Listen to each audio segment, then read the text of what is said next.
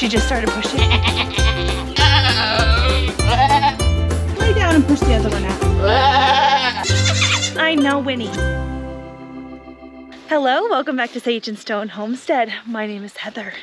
Today it's Friday evening and I think Breezy's in labor.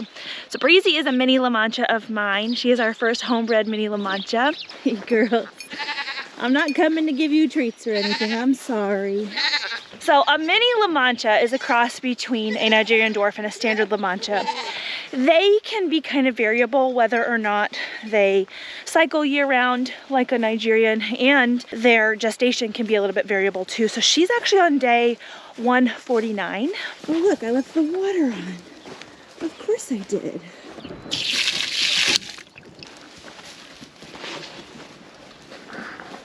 Is that some good water, Talia? So I've had to block her in here because Breezy actually has been escaping the kidding stall. So this is actually one of the coldest evenings that we're supposed to have. I think it's gonna be one of our last frosts. I'm not really sure if this is gonna be our real last frost or not, but I kind of figured that if she wasn't gonna deliver in severe weather that she'd deliver tonight when it was gonna be really cold. But the sun's not even set yet, and I think she'll probably deliver within the next few hours, and so we're both gonna have a good bedtime.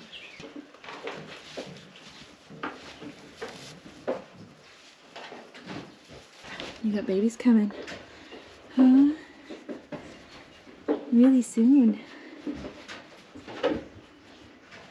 We've had goats for like 4 years at this point, and I've attended basically every birth that's happened on my farm. And sometimes if they go into labor a little bit later in the evening, they can essentially stall out overnight and get some rest, which is a good thing, and then pick up back in the morning. And that's where we are today. So it's a cold, frosty morning. It is supposed to be 68 today, so it's gonna be warming up, but I made this hat and I'd like to wear it as often as I can. She just started pushing. I saw her on my camera. Good morning, Mama's goats. Good morning. Hey, sir. Oh, you're gonna get some new friends today. Hi. Can I come in now?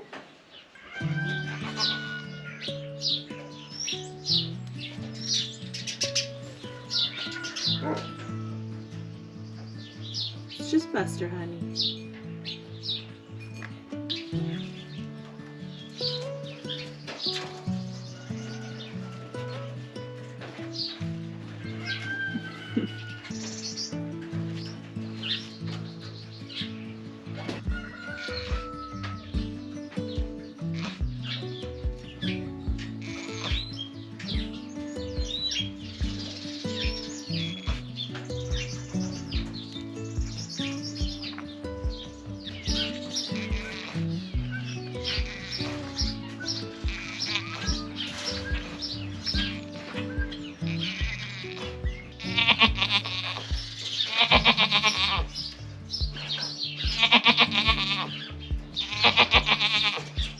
Good girl, you're doing it.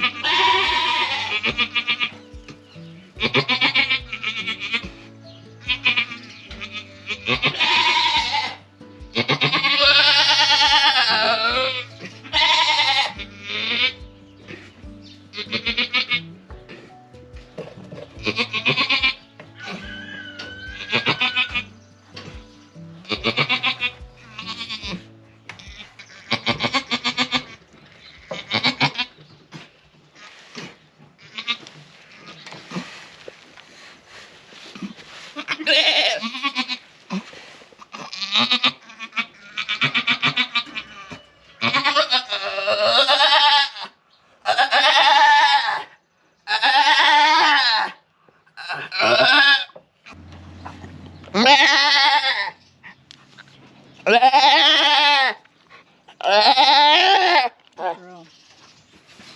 Good girl, you got it.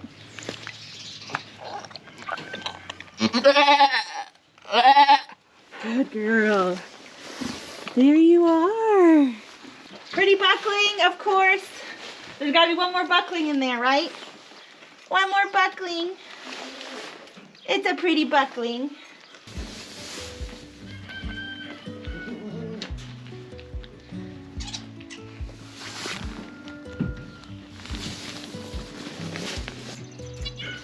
Good girl.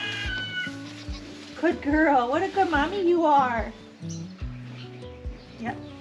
There is at least one in there. I'm not going to be shocked if it's two more.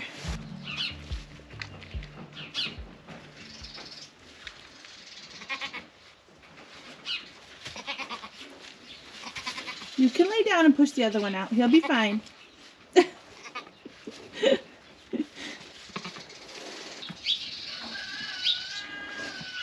You can lay all the way down, ma'am.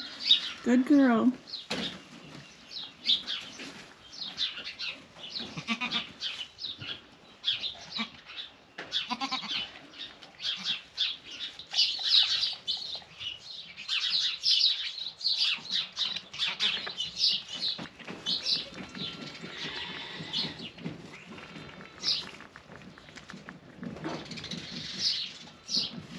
So she's taking a while with baby number 2. So I went in there superficially with a glove, and I can feel 2 hocks. So if you watched Elpis's birth recently, the hocks are the back knees. And when a baby is folded up like that, it's really wide, and it's going to be pretty hard for her to pass, if not impossible. So I do have to go in there and help her out with this second kid.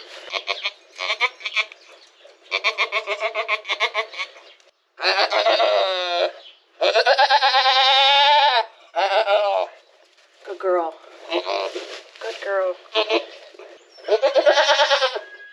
gonna take her leg out from under her, because it's so much easier if they're laying down.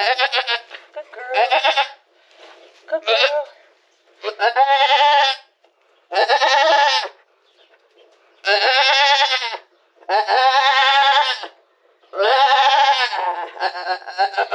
I got one leg.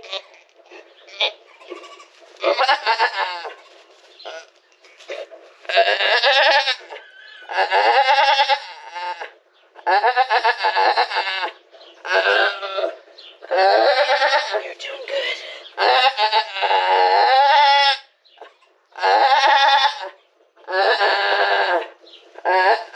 All right. Here we go. Back feet ready. The baby's going to come breech, but I can let her rest for now because baby's umbilical cord is still attached, but when she gets to be pushing it out, the cord is going to break before the baby's head is out, and when the cord breaks, the baby tries to take a breath, so I do have to move kind of quickly once she starts pushing, but she deserves a break. This one also has dark legs. Yes. This one may have a little bit of meconium in the sac, so I am going to pull a little. Good girl.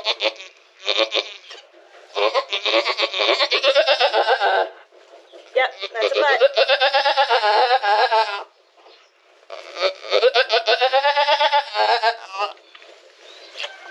Good. It's alive. Hi, baby. You were in there backwards. How rude. How rude of you. Huh? We're breathing. It's a buck. I was right.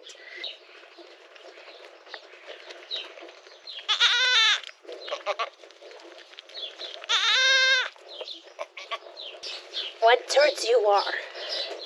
Yes. Aw, he's got a little white pole. Little white pole. I think this one's polled. Maybe. Maybe not. A little less pronounced horn bud, but I think I feel it. You guys both need this budding? Oh well. Good morning, little lady.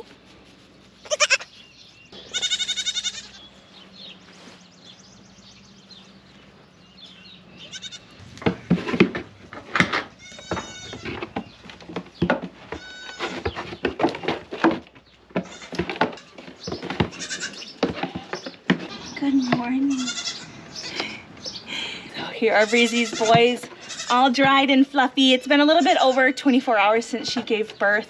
They've been nursing awesome. So these are F2 mini La Manchas. We paired Breezy, who's an F1, with our F2 buck feral, and you only get, like, the generation that's born out of a pairing like that is only one generation higher than the lowest generation of one of the parents. So Breezy's an F1, these guys are F2s. This little boy here has gopher ears, which are the really tiny, it's basically just a ring of skin around the ear canal there. And this one has the elf ear, which is what Breezy has. There's a little bit of cartilage in there and it sticks out. Super cute. So we don't plan on keeping either of these boys. But we do like to name all the goats here. So that one is gopher and this one is elf. They're both buckskins. I believe they're both horned. You gonna get a drink before I check on Mama's milk, huh? Here, can you drink? Breezy, it's your baby. Breezy, it's your baby. There's a whole bunch of different ways to do this dairy goat raising thing. But one of the things that I like to do after my goats give birth is after 24 hours, I do milk the does out. She still has quite a lot of milk in her bag here. I don't know if you can see it. She's quite large, which is a good thing. She's had plenty of milk to feed these boys, plenty of colostrum to feed these boys in the first 24 hours. And I would just like to help her keep up the production. I would not do this if she had like a lower body condition score or something, or if she was having a hard time recovering. But she's doing great, so we're gonna try to milk her for the first time. Wow. This is easily one of the softest udders in the whole herd. So Breezy is a first freshener. This is her first time being milked. I have worked with Breezy since she was a baby by touching her udder and even like pretend milking her at times to get her used to being handled in this way. It does not mean she's going to be an angel.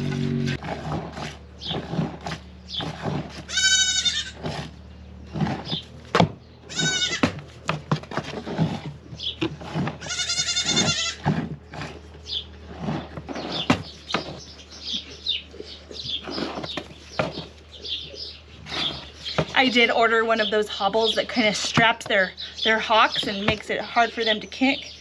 It's in the mail. There. There's definitely milk still in here for her boys, but we got a lot. See, she's actually, it might be a little bit hard to tell, but she's holding her milk up here for them. I really like the way she's deflating. Are you deflating down to a limp rag? That's good. And this is what we got. This will change as her boys grow. They're going to be taking more and more, but I'll be milking Breezy daily alongside her kids. And then when they're about 2 weeks old, that's when I'll start separating them at night and allowing her to do what's called a 12-hour fill, where her udder fills all the way up overnight while she's away from her babies, and then we'll do our kid share at that time. And feed the milk to Winnie. She's a milk monster. Breezy has been a really awesome mom. Usually I'll leave the moms and babies penned up for a couple days so they can bond. Tomorrow's gonna be kind of a cruddy day as far as weather goes, and I'd like to be able to let them out and let them stretch their legs, so I think I am gonna let them out of the kidding stall today. Watch out, Talia. Coming through. Sweet boy. I know, Winnie. Gracious. Just stuck them in there and Grandma's already sniffing them. Do you recognize that smell? Those are your grandbabies, Tali.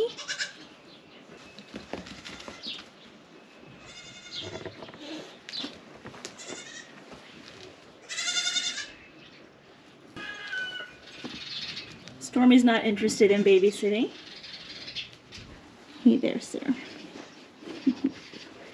So that's that as far as kidding season for us this year. I do plan to make a kidding season recap video. I'll probably do that at some point next week.